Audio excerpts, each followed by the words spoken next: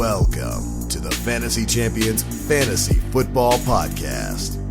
Here's your host, Morgan Colby and Rick Lemon. What's poppin', fantasy champs? What's going on, Rick? What's with all the faces you're making over here? I just think it's funny you started this show as I asked you which one we were doing. Well, you'll find out in a second. Yeah. And I also don't have the show notes. Oh, shoot. Hold on a second, boss. Welcome to the Fantasy Champions Fantasy Football Podcast. My name is Morgan Colby. I got Rick Lemon with me as always. I was looking at Rick on the screen over here, and I'm not sure if you guys saw, because I'm not sure if it was there in time, but he was making some pretty wonky faces. And I did just jump the gun because I didn't send him any information on the show. And you're currently, it looks like, in San Francisco? I'm in San Francisco. Oh, yeah, that's true.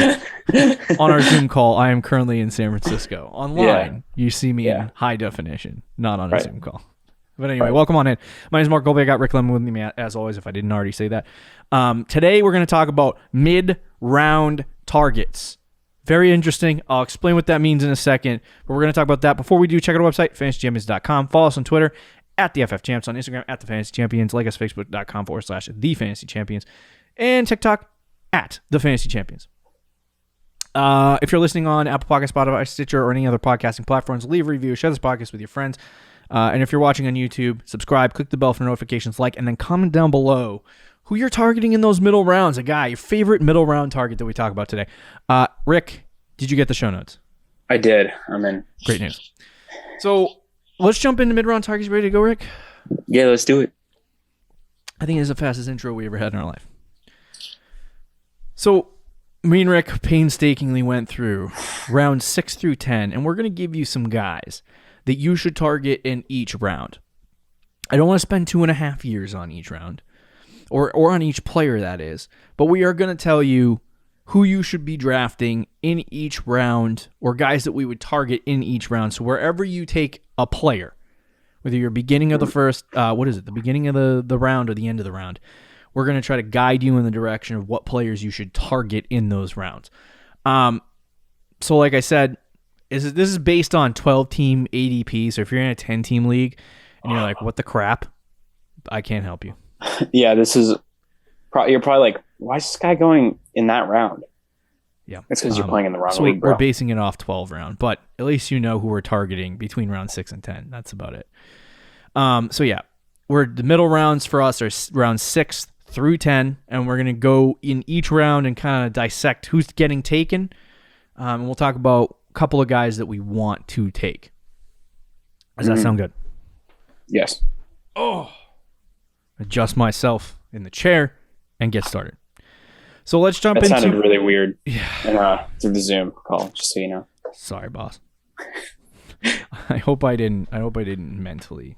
No, you're good. You're good. So in a 12-team league, just so you know, I think it's ADP of 61 starts the 6th round. Yes. So we're going to start in the 6th round. So there's several guys. And there's some quarterbacks, some running backs. We're going to talk about guys you should target, but I would say right now, I mean, are you, Rick, targeting Chase Edmonds in the 6th round? Yeah, dude, totally. Is this correct? The 6th round correct? Yeah, that is correct. 61 to 72? Okay, yeah, that's correct. Yep, that's correct. All right, so yeah, would you target Chase Edmonds? You know, I'm coming around on Chase Edmonds a little bit, but I probably wouldn't. Okay, because I look at the ADP and I'm like 6th round, and then I look at the RB number because it's RB 27. That's fair. Like, would you rather Chase Edmonds or one of the two guys in Jacksonville? One of the two running backs in Jacksonville? Yeah, yep. ETN or James Robinson. I might take Chase Edmonds. Yeah. I don't see... Buying into the hype? Partially, there's an issue for me because I kind of look at those situations as the same. Yeah. Because you got Edmonds and Connor. That's true. In Arizona. And you got ETN and James Robinson in Jacksonville. I think the difference is James Robinson is going to be more involved than James Conner is, which he's going to be more the guy on the ground versus the guy in the air, ETN versus Chase Edmonds. I think Edmonds gets more involved than ETN, yet ETN is higher. Okay, that's fair. I just the one thing has tripped me up is that I believe they gave James Conner more money than Chase Edmonds is making right now. Is Chase Edmonds still on his rookie deal though? He might be. I just don't know if they actually believe, like, because they've been talking about. Yeah, they say it, but is Cliff big Kingsbury. But yeah, right. Like you said, Cliff Kingsbury. He told us for months that Josh Rosen was the starting quarterback for Arizona, and then he took Kyler. Why lie? By the way, what's the point? Like, what were they? The second pick, first pick? I can't remember. No, they had the first pick. I'm like, so just tell everyone. Like, what is the point of your not? It's just nonsense. Wants to see the world burn. I guess so. And like everyone knew, like thought he wasn't going to take because he said he wasn't going to. Like, no. They figured you out, Cliff. They figured you out, Cliff. It wasn't even that hard. So I think the first guy that we would talk about, and this is going to be an early round player, early 6th round player, is going to be Brandon Ayuk. He is going at ADP of 64 right now. So if you are drafting between, I want to say like picks 1 and 5 in your draft, I don't know. Is this the turn? Maybe. That might be the end turn. Yeah, it's the end turn, I believe. So yeah, if you're picking between rounds 1 through 5, picks 1 through 5, then Ayuk would probably be a good choice for you. I don't see a lot of running backs. Like we talked about Chase Edmonds, he's not a target for us. But if all of these guys who we're about to talk about are off the board, Chase Edmonds is a fine pick. Correct. So anyway, I just wanted to bring him up. But Ayuk is a guy that we would definitely target in this, especially early in the draft. It doesn't look like there's too many running backs. So if you're dead set on a 6th round running back, then it would probably be Javonte Williams. But I would say Brandon Ayuk is the top of the wide receiver group for me. Yeah, it's close. I would just say Ayuk, though. I think he's the most talented guy. This round, there are some good players, though. I think Edmonds is decent. And the problem here is a lot of the guys on our list from round 6, 7, 8, 9, and 10, we have maybe like 3 running backs. So hopefully at this point you drafted 3 running backs in the first 5 rounds. But if you didn't, then you probably are going to have to get a guy like Chase Edmonds or someone else later on this list that we didn't mention. Maybe even if it's just like a handcuff. I will say I've been trying to be more open-minded to these middle round running backs like the Chase Edmonds, and we'll talk about some of them later, but the Ronald Joneses, the Chase Edmonds, the Javontes, because if I just draft like 7 straight wide receivers, I'm going to have 2 running backs on my team. Yeah. And while that's not a horrible situation, it's almost better for you to draft running back depth really, really early. 1, 2, maybe 3 guys, maybe 4 guys early. I don't know how you feel about that. But like just draft as many running backs as you can possibly compile early because they're going to be really much more valuable than wide receivers in trades. Yeah. So, I mean, that's a strategy that you could take, but I don't know what, for me, like the home league, I have no idea if I'm actually going to follow that approach, but I've been trying to teach myself a little bit of like, because I look at Chase Edmonds and I'm like, Eiler's the same thing, like 6th round Chase Edmonds. To me, that's just gross in my head. But is it worth it to take him over guys like Ayuk, T. Higgins, Chase Claypool, the wide receivers that I would target in this round? Yeah, it depends how the rest of your draft went, I think. But if we're just looking at this objectively speaking, and we're just looking at the best players to take, I think I would take Ayuk. And I think I would take T. Higgins. And I would take some of those wide receivers ahead of Chase Edmonds. Okay, so the guys that we are targeting in this round are Ayuk, Claypool, T. Higgins, and then obviously Javonte.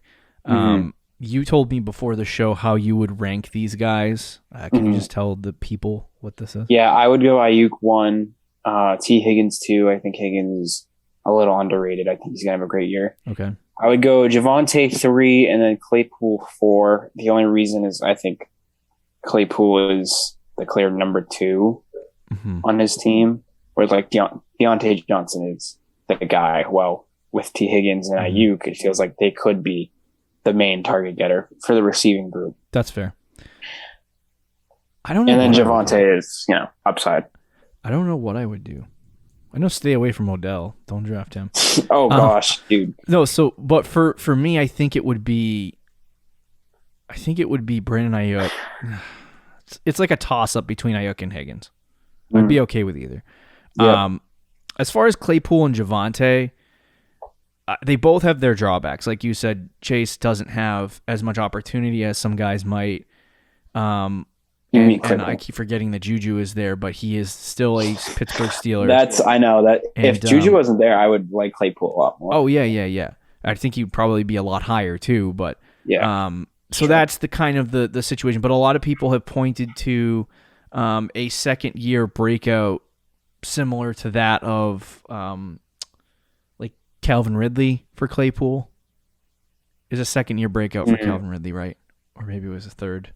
I think it was his second or third, yeah. Yeah, sure. But anyway, people are pointing to a second-year breakout, as always, for Chase Claypool, and that he could have that kind of high upside, but I see him kind of being in the same like box, possibly as like a Terry McLaurin, where first year he has a good season, enough to put him on people's radar, and then the second season is kind of the same thing.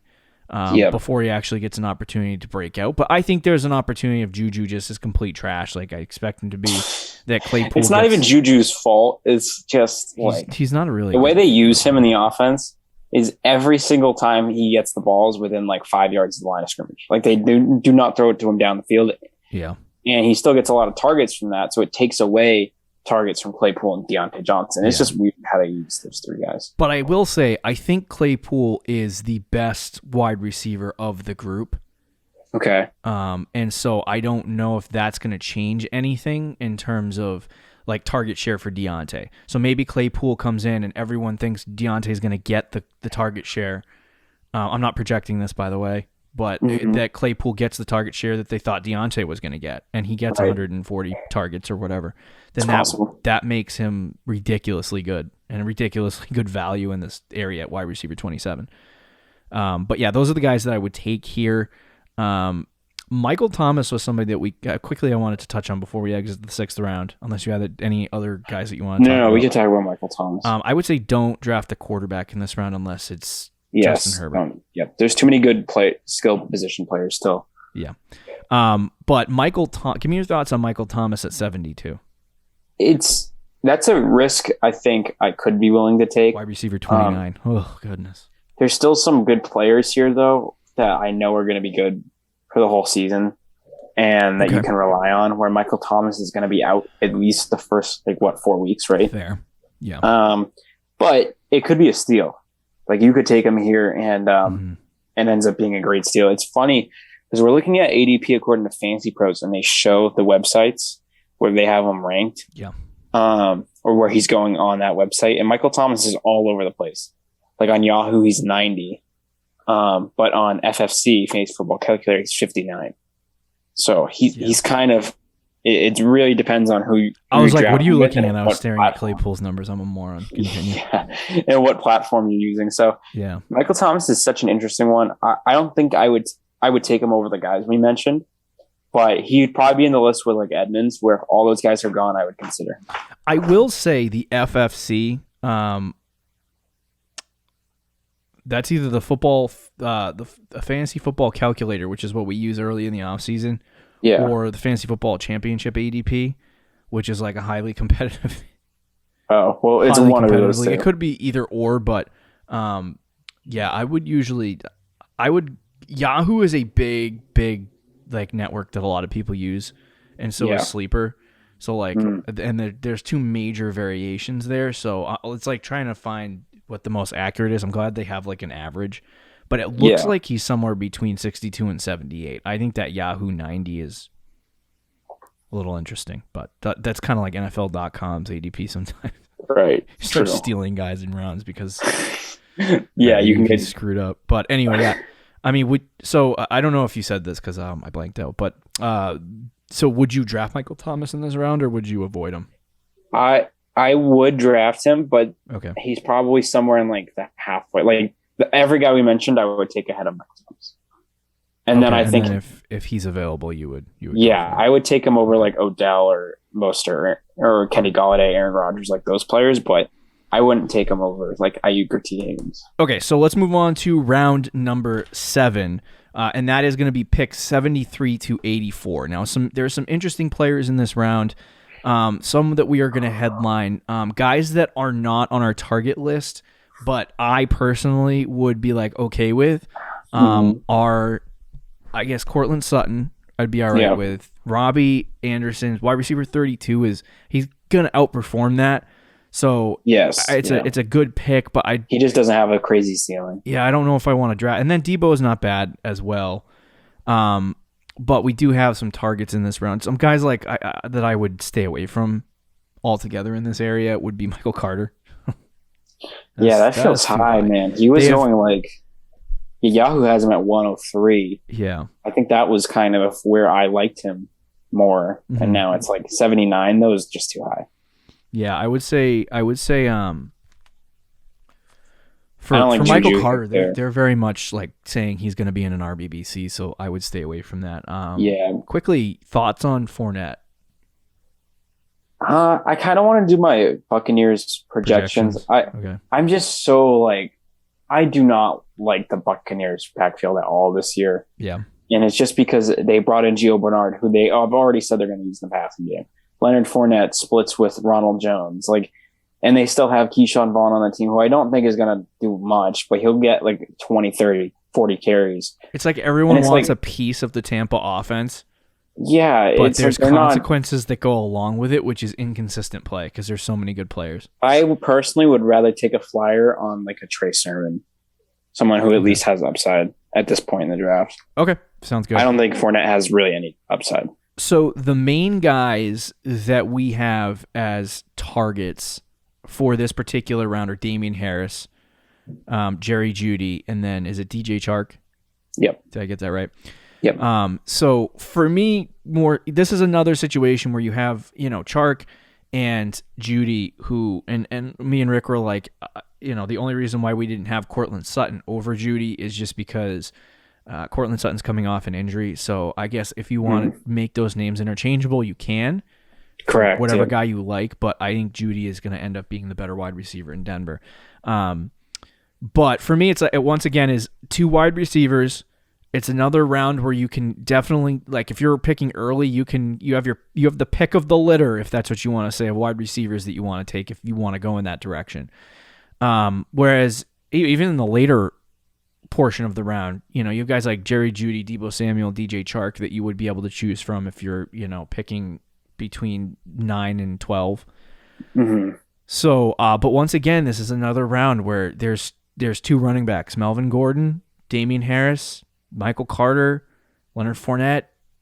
The only guy that I want is Damian Harris. And even that is like... you're right. Even that, like, he's going up boards. He's definitely going up boards. He was like in the 90s range, and now he's sitting at an ADP of 77. Right. So that's kind of concerning, but I would take Damian Harris here just because of the upside. And he's going to be the starting running back. Melvin Gordon's also going to be the starting running back, but for how long? Right.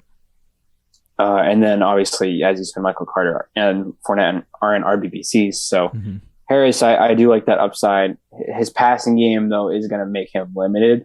But still, like, at this point in the draft, you're not drafting for an RBBC. I will say, if you watch any Patriots preseason games and Mac Jones is playing, Mac does not discriminate like Tom Brady did when it comes to passing to the running back position. Well, that's because he's a rookie, but yes. That's fair. But Brady dumped it off only to James White ever. Yeah. And I also don't think James White is going to be involved as much. Me neither. But it's funny, I just recently bought Madden 22, and I went, did a franchise with the Patriots, jumped in there, and the running back depth chart had 6 players. Yeah. I traded 2 of them, and I cut the rest. That's understandable. I kept Damian Harris and Ramondre, and that was it. I was like, you people are stupid. But Bill loves his running back. So yeah, but I think Damian Harris has the highest upside in the New England field. I think that Ramondre Stevenson's going to make the team, but be redshirted. I don't know how much opportunity James White will have. He's been playing really good in the preseason though, and I was saying all or off Damian season, Harris or Ramondre Stevenson, yeah. And I was saying all off season that typically Bill drafts these guys in the third round, and they redshirt, like Damian Harris, he redshirted. But he's been playing so good. Do you think that the team said they asked, like, Stevenson's been playing really well, what are your thoughts? And they were kind of passive on him. They basically said that they like him, they like the progress he's made, but he's still got a lot of work to do, i.e. in the pass coverage area and in terms of blocking for the quarterback, the different elements of the running back position that don't involve just rushing. Yeah. So they do have some more concerns with him. I think he's going to either be active and not play or redshirted. I do think they're going to cut Sony, so that's a hot take for me.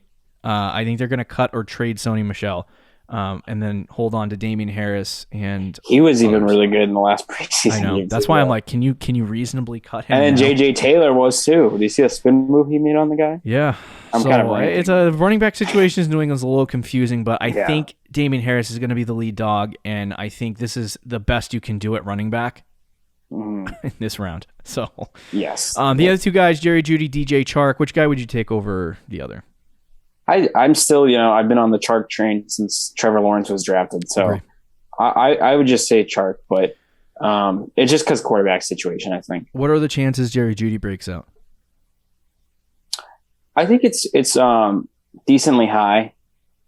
Okay. I'd probably say like 50-50 because I think there's also a chance Drew Lock starts and he sucks, and then Teddy Bridgewater comes in and he's not great either. But if Teddy Bridgewater starts and he's just decent, he's just average, then I think Judy could break out. Or if Locke starts and he's better than when he was last year, then Judy could break out.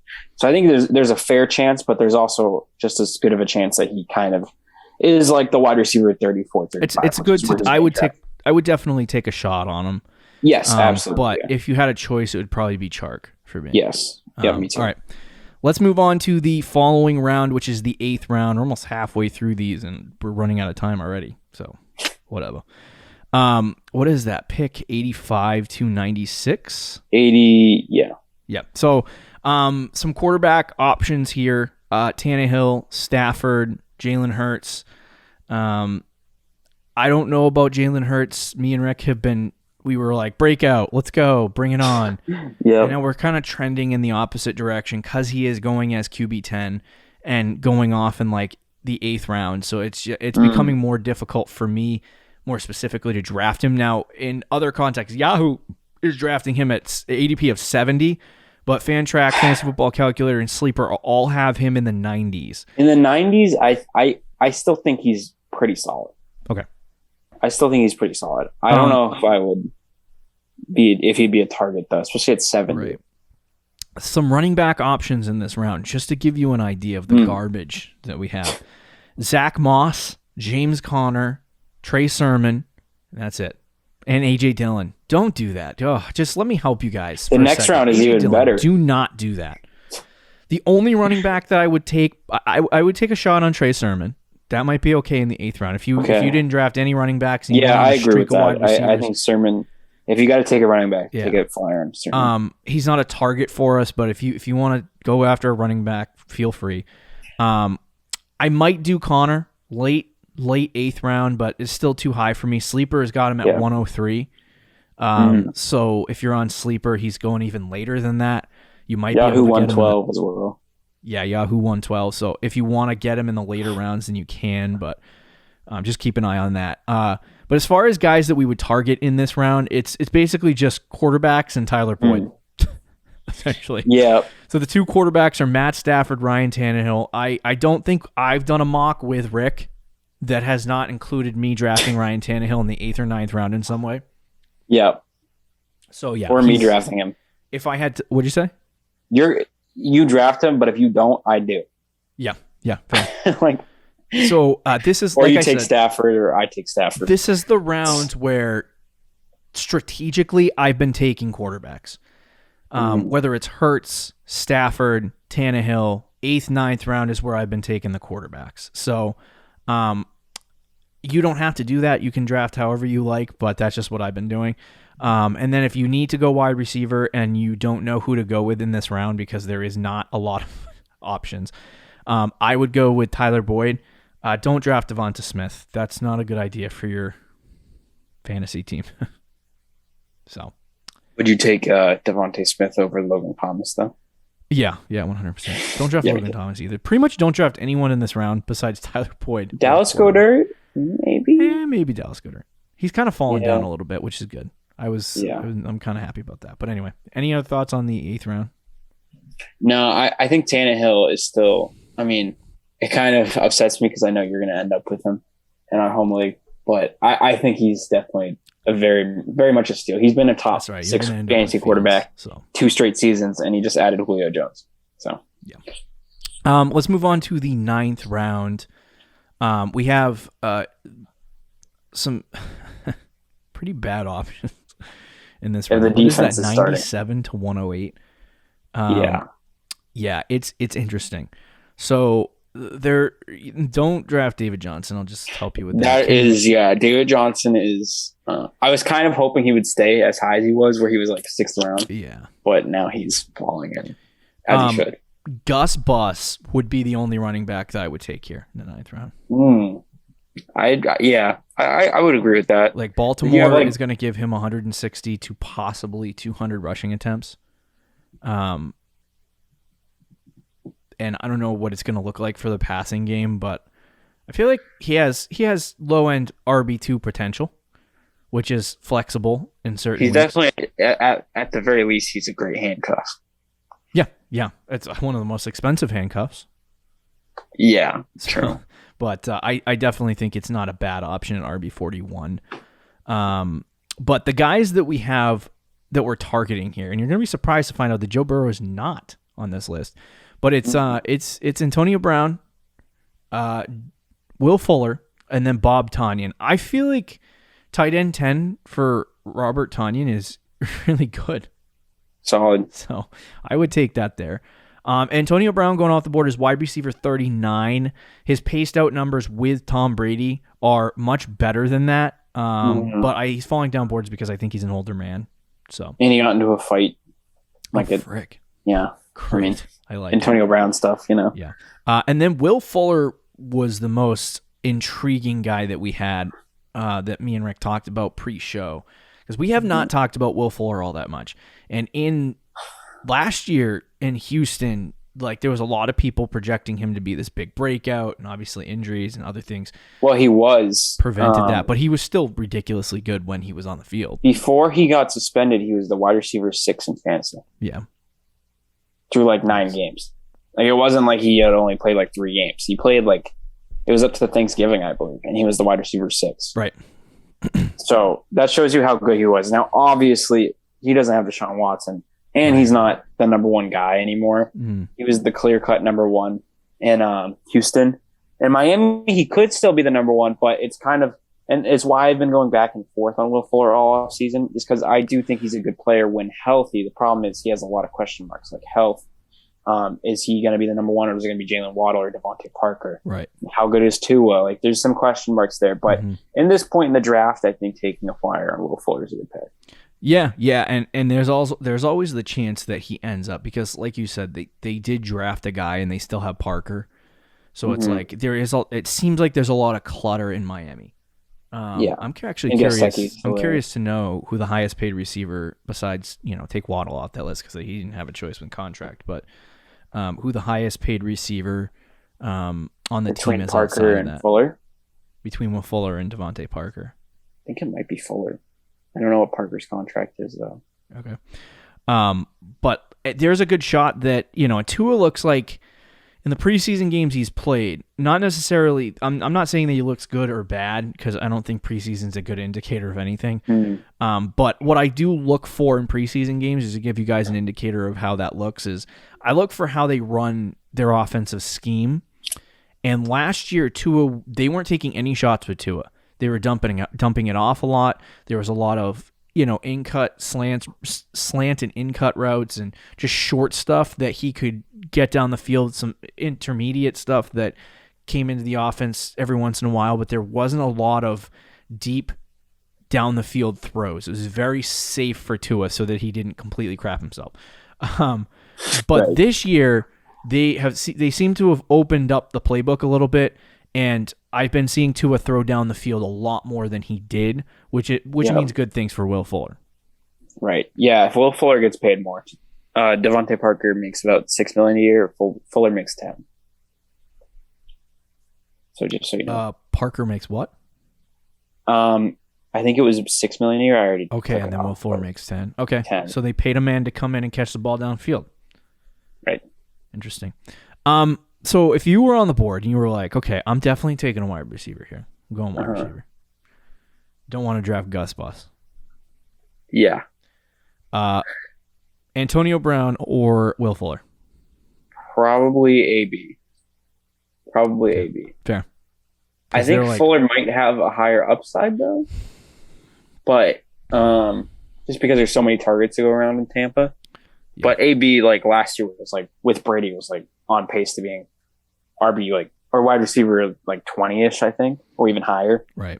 So he's gonna be a top 25 wide receiver if he's healthy, guaranteed. Dude, what about Tyler Higby? Feel free to go on a rant if you want. Okay, I did my projections the Rams, and listen, Higby had 5 touchdowns last year with Gerald Everett there. Okay, Gerald Everett's gone, and he gets an upgrade at quarterback. The real question is how many touchdowns did Gerald Everett have? He had 3, so it's not that. I have a question. I have a quick question though.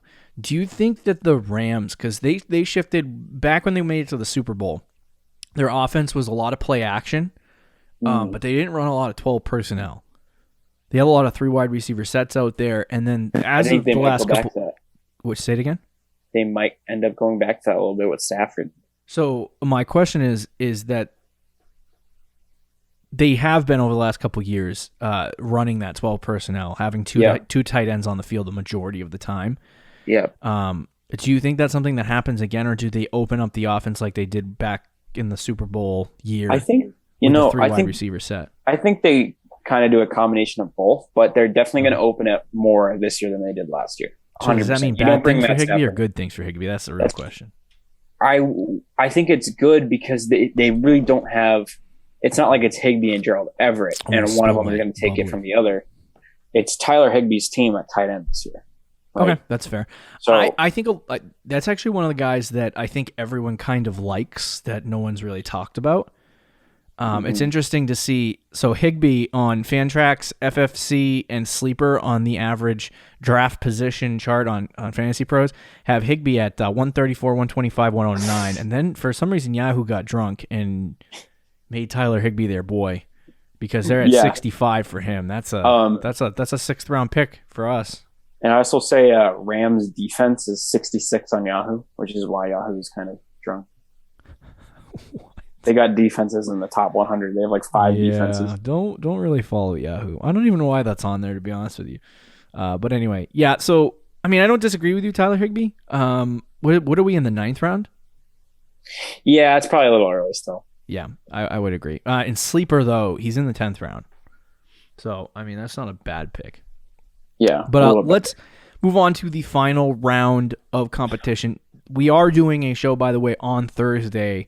Where we talk about late round targets. So we're going to continue this doing 11 to 15. If you want us to do a early round target show, you can. We will do one if you want one. But it's going to be pretty much us telling you to take everybody. Every player is good. Every player is a target. What were we? what was it? 96 to 107. So 109, I think. Really? Yeah. You said Gus. Right? I don't know. Oh, dude. I screwed that up. Whatever. Whatever. So let's move on to the next grouping. I'm going to do 109 to 120, just for fun. Okay. So we have this is where it gets worse. I mean, Devin Singletary, RB42. Yikes. That's tempting. That is actually tempting. If you make it tempting, they will come. It's kind of tempting. I'm gonna say the tight ends, like Gesicki's okay at tight end 13. The disrespect on Gesicki's name is absolutely absurd, by the way. I feel like every year people just are like, nah, he's not good. And then he performs as like a top 7 tight end. I think he's a good player. It's just target share. So obviously don't draft Gronk. I feel like this Gronk round would be my number 1 pick. Stop. I feel like this round is another wide receiver round if I had to choose one. Yep, absolutely. Unless what is this, the 10th round? 10th round. Sometimes if there's a round where I'm not sure what I'm going to do, I usually reach on a player. Okay. Not high. Don't ever do that in a high round. Like you get to a round, you're like, I don't like anybody, and then draft David Montgomery at the second pick. Like that doesn't make sense. Right. I mean, that's something I would do because I love David Montgomery, but don't do that. No. So for me in this round, I think there's some guys that I would want, but if you were doing the strategy where you didn't want to take a tight end, like guys like Gesicki, or if you wanted to jump into later rounds and try to go after like a Jonnu or something like that in the 10th round, I'm not going to judge you. But there's some good players in this round that you can target. And so there's no reason why you shouldn't. There's no reason why you should enter this round and be like, okay, I don't know who I'm going to take, so I'm just going to reach on somebody. There's no reason to do that. Yeah, there's good players here. So the guys that me and Rick have listed as targets are 2 wide receivers, and that's Shenault and Davis, Corey Davis. Mm-hmm. So Laviska Shenault and Corey Davis. Both these guys really good. Their ADPs are actually 4 wide receivers apart. So it's wide receiver 42 for Laviska, wide receiver 46 for Corey Davis. I have a strong feeling because the last weekend that drafts usually happen is September 4th, the weekend of September 4th. So what is that, Labor Day weekend? Yeah. So yes. I feel like Corey Davis will move up boards. Right now, he's already getting like hyped into the position that he's in. And Rick is all for it. He's been getting targeted out the wazoo by our man Zach Wilson. But I don't know how high he's going to go. Hopefully he stays in this round because it's a great target. I would love it if he stays in this round. Smash draft if he's there. And then obviously you have Shenault, who's the second wide receiver for Jacksonville, has a lot of upside. This is a longer shot here, Laviska, than it would be for Corey Davis, I think. So anyway, give me your thoughts on these 2 guys. Yeah, Laviska, I think they're both steals, by the way. Like I think I would take these guys in the 8th round, let alone the 10th. I would consider it. I love both these players. I think Laviska at wide receiver 42 is an absolute steal. He had a good year last year, and then obviously Trevor Lawrence is coming in, so he's going to have a big year 2 jump. But I think there's a lot of people that are either love Laviska or hate him, but I'm in the category of love. And then Corey Davis is the target machine. First of all, everyone who knows me knows my love for Corey Davis. I thought it was going to go away, and then last year it was revived. It was honestly, it was kind of fading away that he signed with the Jets, to be honest with you. But this preseason has revived. You gave up on him for a second. I didn't say give up. I just said it's been. That would be giving up, friend. It's tough, man. It was like, oh, he's on the Jets, and there's a lot of receivers. Yeah, exactly. But you know what? It seems like Zach Wilson targets him on every single pass, legitimately almost every single pass. Yeah. So if he gets like 120 targets this year, like he's gonna be good. I said to Rick before the show, I said usually in the preseason, there has to be a trend. Correct. And correct. This is a trend. This is a trend that we're seeing with Corey Davis and Zach Wilson. So hopefully that stays the case for Corey Davis people. I would take him over Shenault probably. Okay. Yeah. Dude, I love it. You're on the Davis train. I don't know about we're talking one wide receiver higher than. I don't know if I'm on the train. On the train would be I'm taking him in the 7th. Yeah, fair. And you're on the train, so. Yeah. So is there any other thoughts you had on this particular round, Rick? No. I think that's it.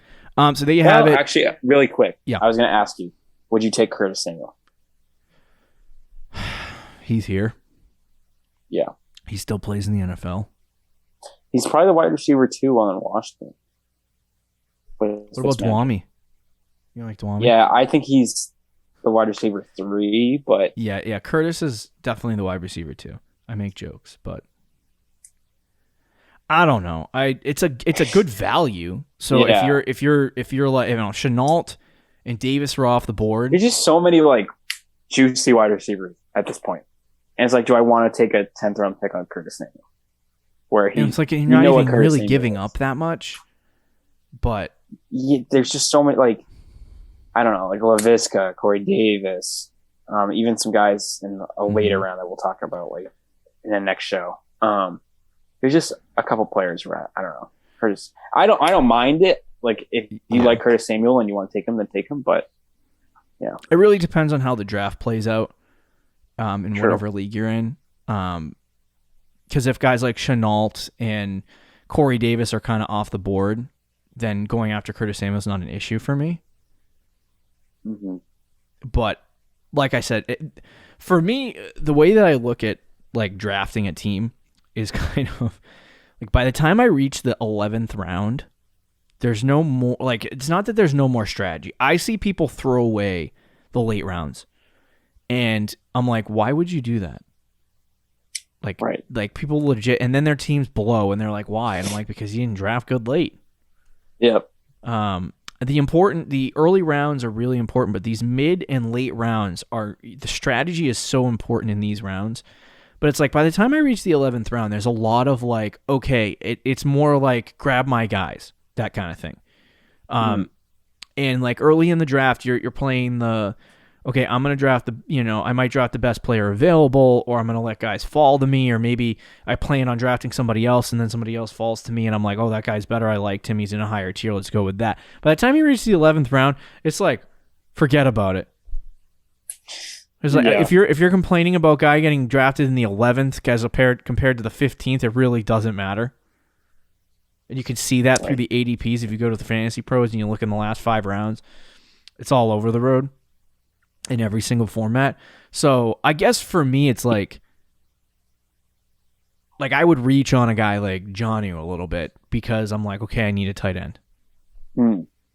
Whereas other guys are like, I'm not going to take that risk on. So it's like if you get into the 10th round and Curtis Samuel's on the board and he's available and you're like, I don't like Curtis Samuel, then you can reach on a guy. It doesn't really matter to me. But if I was there and LaVisca was gone and Corey Davis was gone and I needed a wide receiver, I'd probably take Curtis Samuel.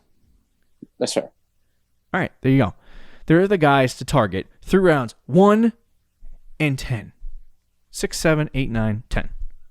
I was going to say 1 through 10 or 6 through 10? 6 through 10. So, there you go. Mid-round targets. Some interesting guys to build your team around. Got to get those wide receivers in the middle rounds, sounds like, because there's no running backs. We had like 3. Exactly, yep. So tomorrow we have a mock draft. We'll talk to you then, friends. See you guys later. Thank you for listening to the Fantasy Champions Podcast. Make sure you subscribe on iTunes and YouTube and follow us on Twitter @TheFFChamps.